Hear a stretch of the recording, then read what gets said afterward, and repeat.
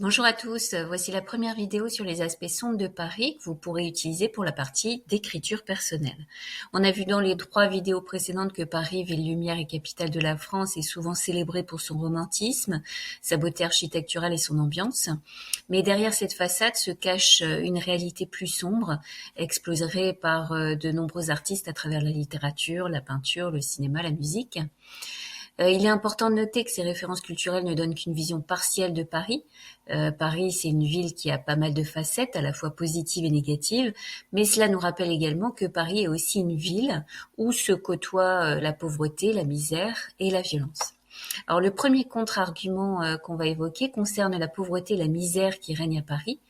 Au niveau de la littérature, on peut citer Les Misérables de Victor Hugo, puisque ce roman décrit en détail la vie des miséreux dans le Paris du XIXe siècle. Fantine et Jean Valjean sont les 2 personnages principaux. Ils sont victimes de la pauvreté et de l'exploitation. Et le destin de Jean Valjean est tragique, puisqu'il est condamné à 19 ans de travaux forcés pour avoir volé un pain. Et cette misère apparaît également dans les descriptions des quartiers pauvres de Paris, comme le Marais et la Cour des Miracles. L'Assommoir d'Émile Zola raconte, lui, la chute de Coupeau, un ouvrier zingueur honnête et travailleur au début du roman. Et suite à une chute d'un toit, il devient alcoolique et sa vie s'effondre. Sa femme Gervaise, qui tenait un petit commerce prospère, est elle aussi entraînée dans sa déchéance. Là aussi, on a une description d'un quartier pauvre qui est la goutte d'or, puisqu'il écrit « Le vice est partout, il suinte des murs, il emplit l'air ». Mort à crédit de Céline, là il s'agit d'un témoignage poignant de la lutte d'un homme contre la pauvreté et la maladie.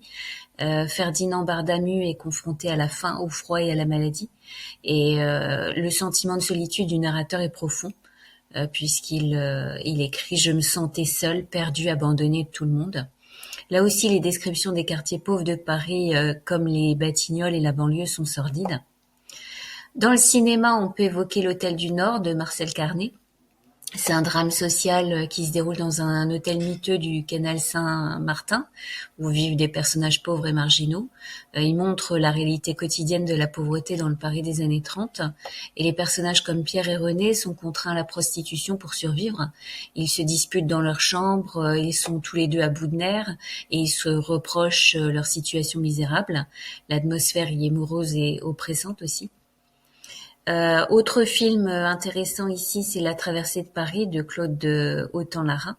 C'est une chronique de la vie quotidienne pendant l'occupation allemande où la pauvreté est omniprésente. Les Parisiens vivent dans la peur constante des patrouilles allemandes et des rafles.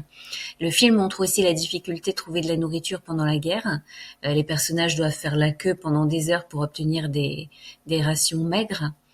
Le marché noir est florissant aussi, mais les prix sont exorbitants. Au niveau de la musique, on peut citer Le Poinçeur des Lilas de Serge Gainsbourg.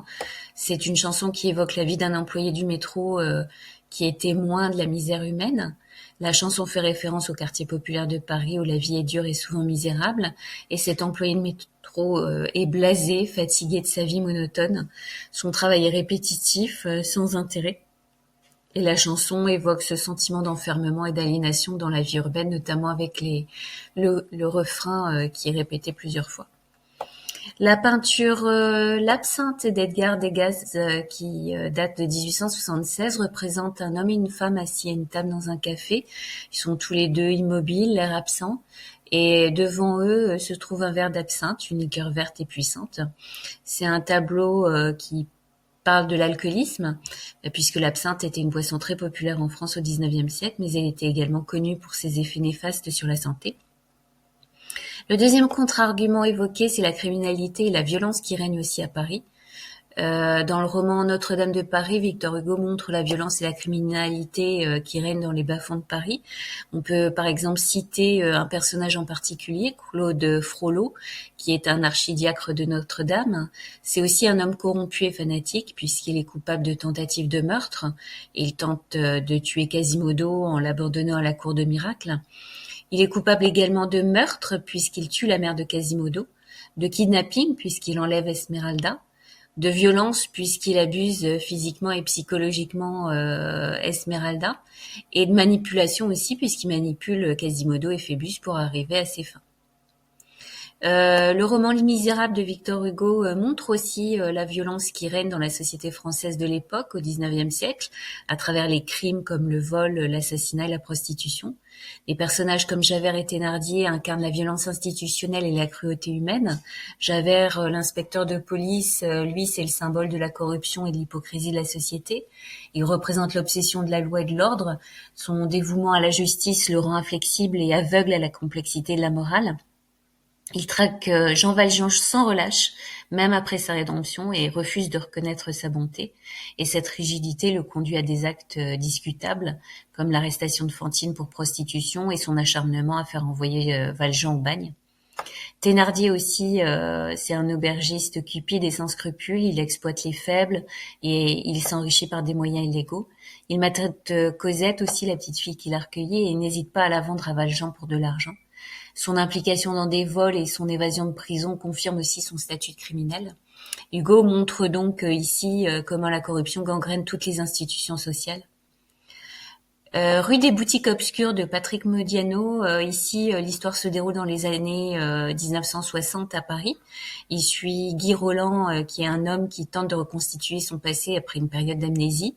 Il se lance dans une enquête qu'il mène à travers les rues de Paris, à la recherche de fragments de sa mémoire et de son identité.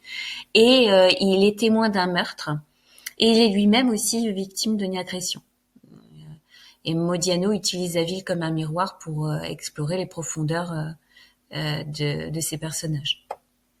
Au cinéma, Jean-Luc Godard a fait le film À bout de souffle. Il s'agit ici d'un film noir avec des gangsters et des prostituées dans le Paris des années 60. Et le film s'ouvre sur une scène de meurtre. La violence est omniprésente aussi tout au long du film. Et le personnage principal, qui est Michel Poicard, c'est un criminel aussi qui n'hésite pas à tuer pour obtenir ce qu'il veut. La haine de Mathieu Kassovitz, là, on a le portrait des banlieues parisiennes qui est gangréné par la violence et la drogue. Les personnages principaux, Vince, Hubert et Saïd, sont confrontés à la violence des policiers, des dealers et des gangs. Et le film montre la haine qui existe entre les différentes communautés de Paris, notamment entre les jeunes des banlieues et les forces de l'ordre.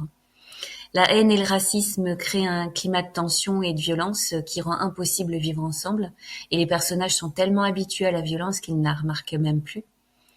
Et au niveau de la musique, on peut citer la chanson Diams, Paris, où elle utilise un vocabulaire fort pour décrire la violence, comme crève-cœur, blessé, violence, haine, brisé, envolé.